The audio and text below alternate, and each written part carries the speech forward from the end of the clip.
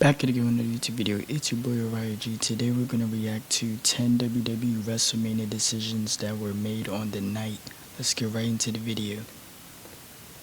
As the biggest show in WWE's calendar, plans for WrestleMania are set in stone months, if not a whole year, or even years ahead of time. Well, you would think this would be the case anyway. Sometimes plans need to change and change fast, with some Mania moments being made just hours, sometimes mere minutes before they actually happened. Finishes, title changes, even entire matches, spontaneous and unforeseen things can happen on the grandest stage. I'm Adam Pacitti from Cultaholic Wrestling, and these are 10 WWE WrestleMania decisions that were made on the night. Join us. Number 10, the Hell in a Cell ending at WrestleMania 39 Night 2. Vince McMahon is a lot like a rash. Even when you think you've gotten rid of him, he just keeps on coming back. When the ex-WWE CEO forced his way back into power in early 2023, it threatened to derail Triple H's well-laid plans for WrestleMania 39. The show mostly went off with minimal interference, but one match was sadly affected. Finn Balor and Edge had been feuding for months, ever since the former kicked the latter out of the original version of Judgment Day. They were set to clash at Mania, inside Hell in a Cell no less. The original plan was to have the Irishman go over. This would have been a big feather in Balor's cap. Oh, Finn was supposed to win. They win over a major star at the biggest show of the year, but unfortunately, Vinnie Mac had other ideas. It was revealed many months later that, on McMahon's orders, Edge was told on the night of the show itself that he would be winning instead. And that is exactly what he did, becoming the only person in WrestleMania history other than The Undertaker to triumph inside the big scary box.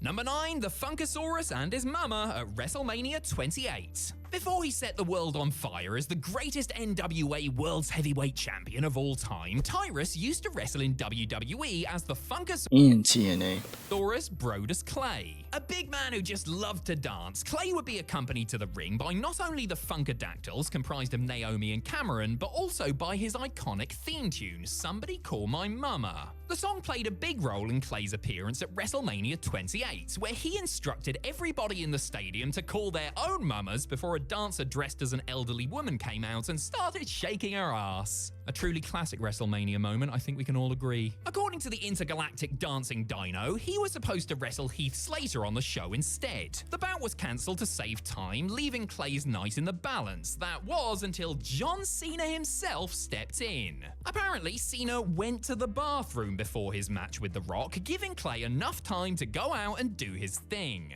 Now, you might think this sounds like a load of old rubbish, because it does, but hey, don't shoot the messenger.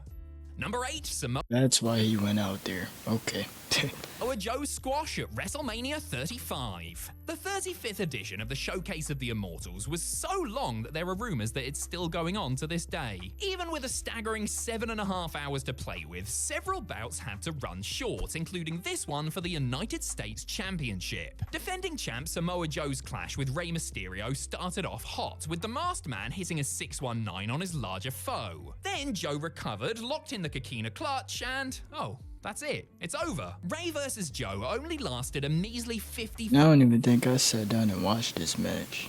seconds, making it the shortest match on the card and one of the shortest in Mania history. According to referee Mike Chioda, though, this wasn't always the plan. Chioda was apparently told that the wrestlers had to take things home right away whilst Joe was making his way down to the ring. The ref then relayed this information to Mysterio, who swore at him in frustration. Had they been That's why he looked confused in that picture. given a good amount of time, Rey and Joe could have put on a clinic. Alas, it was not to be.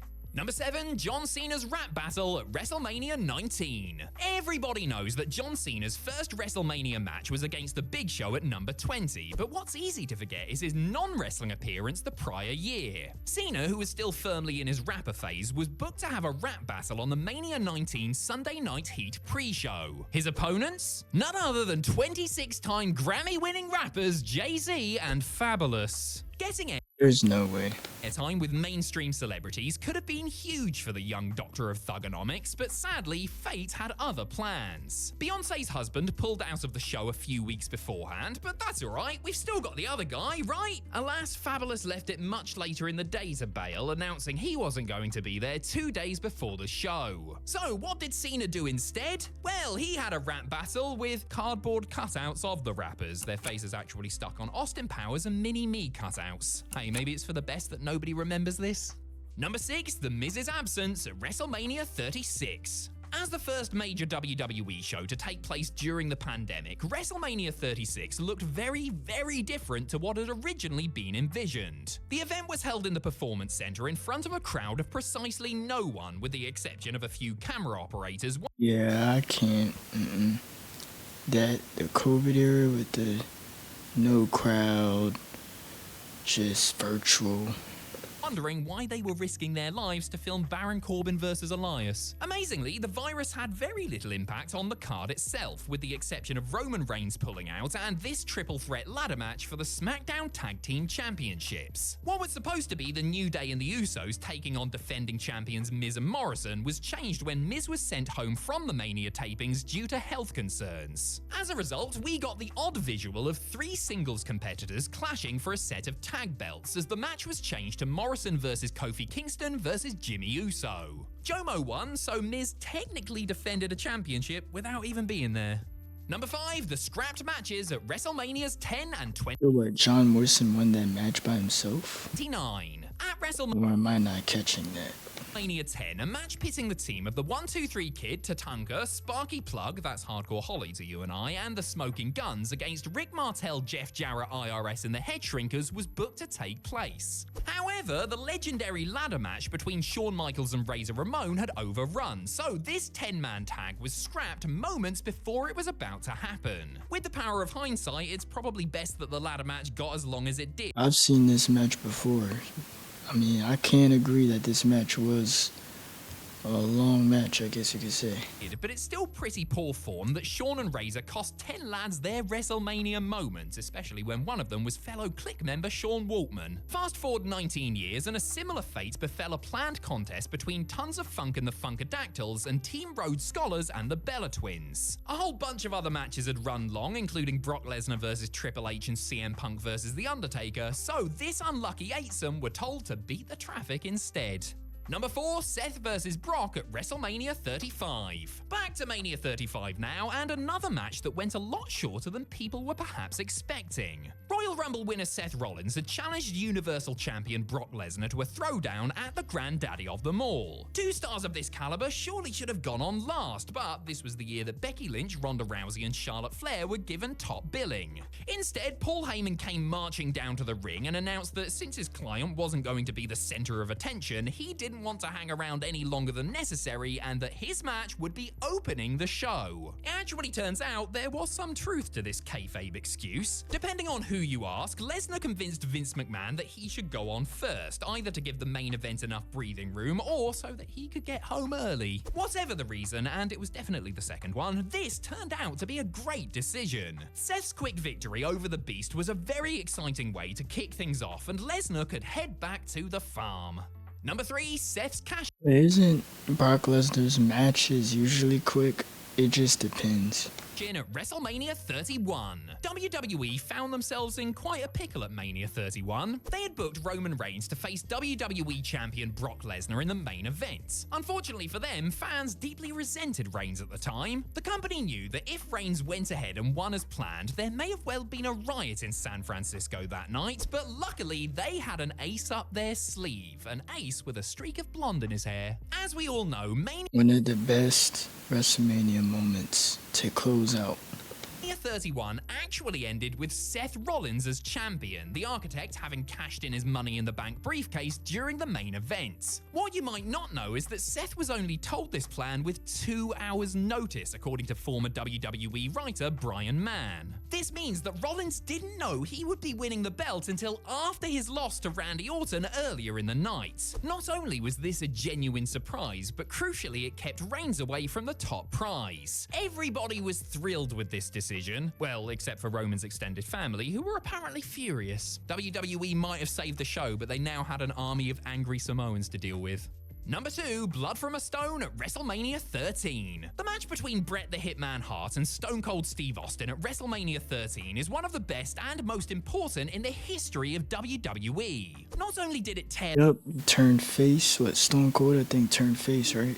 the house down, but it laid the groundwork for the Texas Rattlesnakes' astronomical rise in popularity, which in turn sparked the Attitude Era, the late 90s wrestling boom, and so on and so forth. The most memorable scene from this epic clash has got to be Austin refusing to tap out to Bret's sharpshooter, even as blood cascaded down his face. This is the image that truly made Stone Cold a star, but it very nearly didn't happen. Hart was convinced that this match needed color, but blading was against company policy at the time. Austin was also hesitant to break the rules, but once their match had gotten up to speed, he realized it was the right thing to do. Austin went on to allow Bret to blade him during their bout, which he somehow did without anybody noticing. I mean, seriously, without Austin's last-minute change of heart, maybe we would all be sat here watching WCW today.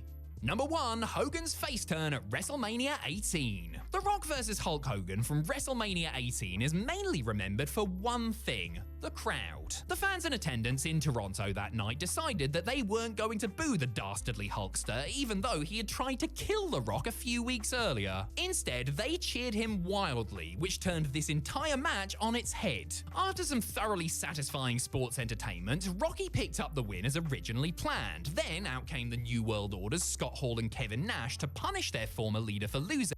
Proud was supposed to go for Hogan, but they ended up turning Rock face, right? That's what this was showdown was. Which is when things started to go off script. Instead of leaving his opponent to his original fate, Rock ran back to the ring and laid waste to Hall and Nash. He then yielded the floor to Hogan, letting him celebrate in front of his adoring fans, turning him babyface in the process. Hogan was way too popular to remain a heel, and the sight of two legends sharing Well, yeah, they were both face. this moment together was But Hogan was the heel, but he ended up being the face, I guess, yeah. Was I wrong with my first statement? I mean, I probably was right with both, but that was, and that was really a good match too. I think I've seen that plenty of times because I had that on my WWE Champions like match thing. It was like a DVD I had, and I had this match on there.